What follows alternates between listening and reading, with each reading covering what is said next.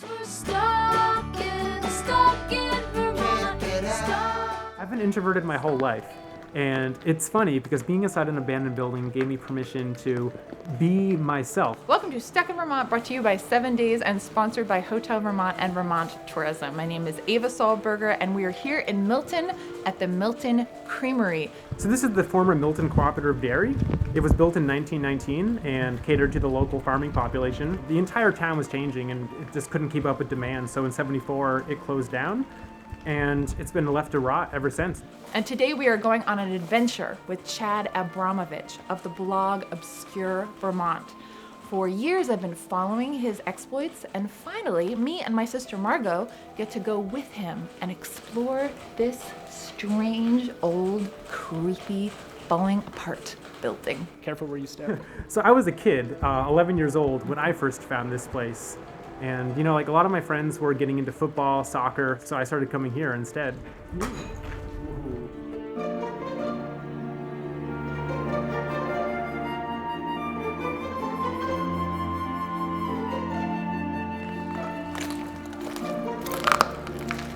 And you get like a thrill. It's a rush being here. It's exhilarating. And that's sort of what I wanted, you know, even from a young age. Like I was never happy with the sort of what all my other friends were doing and what was out there. Like I wanted something more and authentic. And that's where this blog actually came in, you know, and that's where urban exploring came in. It created authentic experiences that I felt like I couldn't get in the outside world.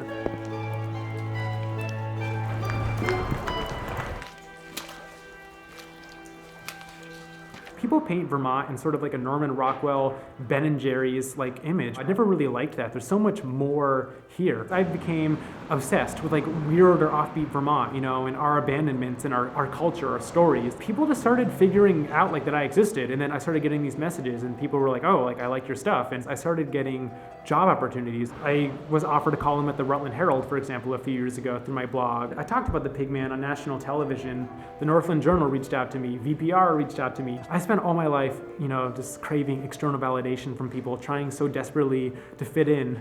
And little did I know that just being myself would actually work out for me, because then I had all these people networking with me. And through my blog, actually, I met a lot of friends. All right, you guys are good to go. This is the basement of the creamery. Ooh, it's another creepy room.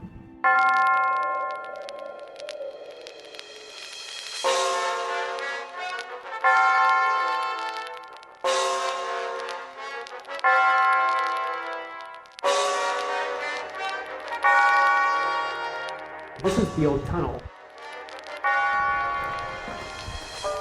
I was diagnosed when I was 8. That's when, you know, the word Asperger's really entered my life.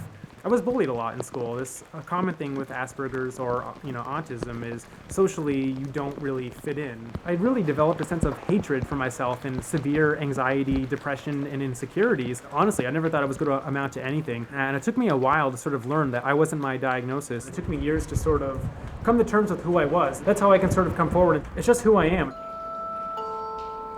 This is the scale room in the creamery, and the milk trucks would drive in one of these two doors.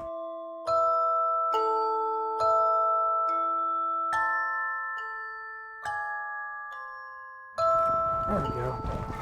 There's just so much going on at once in this room right now. I mean, I personally think there's something really meditative about being inside an abandoned building. All of us, I think, as human beings have like this internal instinct, like this intrinsic thing to explore and to discover. And it's sort of hard to do that now in a world that's already been mapped. So these places, they're unintentional last frontiers. Oh, cool. You can actually see the old sign on the building.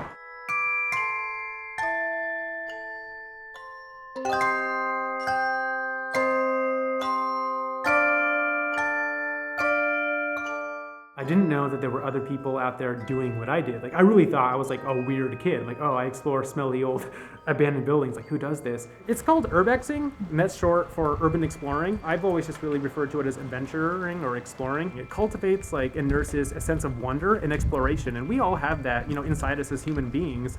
But I think in today's world, it's so, you know, sterilized and toned down and diluted. I wanted something real.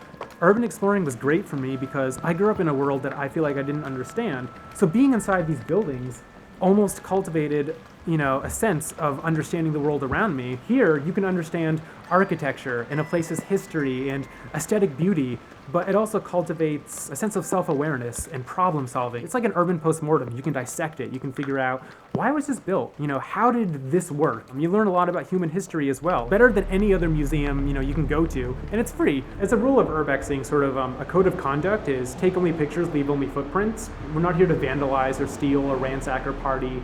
It's been like that for years, but I wouldn't touch it just to be safe. There are real dangers to urbexing, from collapsing buildings to hazardous chemicals like asbestos, lead paint. You never know who you run into in an abandoned building. Squatters, arsonists. You have to know where to park, how to get inside, and what happens if the owner catches you, or what happens if you ever run in with the cops. So it's really helped a lot with my social anxiety and just my generalized anxiety, which is another huge benefit. This is why I love this so much.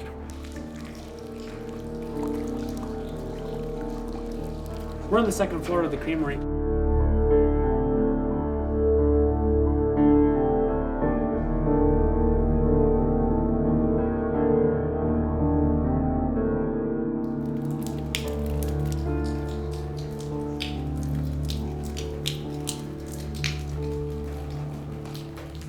This is just another one of the coolers upstairs, but it's one of the only rooms in this part of the building that's completely pitch black. A lot of people don't like going in there, whether it's just like, you're psychologically creeping you out because it's a dark space, which is a great breeding ground for spook stories, or if there's actually something there, I guess is like a matter of opinion. So according to local lore, this was at least what was told to me as a kid. This is a vat right here, and in the 1940s, an employee here fell in here while working, and it was so hot that the skin was immediately filleted from his body, and he died. Because this is where someone died, actually.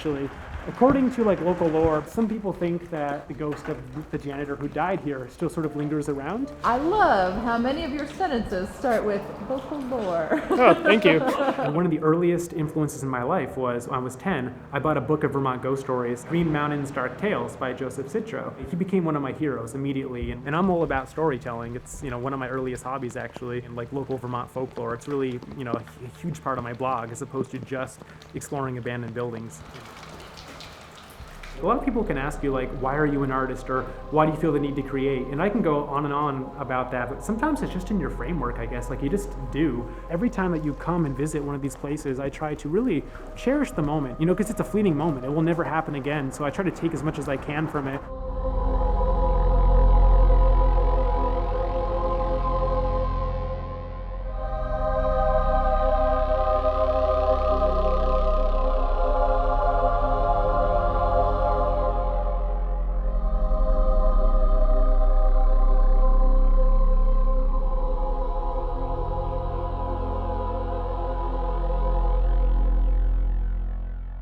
You can follow Chad's exploits on his blog, Obscure Vermont, and we will get stuck in Vermont with you again real soon, hopefully someplace creepy and old like this.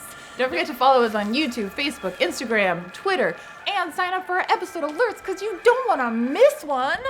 You can actually see that back wall. Someone arranged a little message for you with bottle caps. Oh, I almost decapitated myself on a pipe.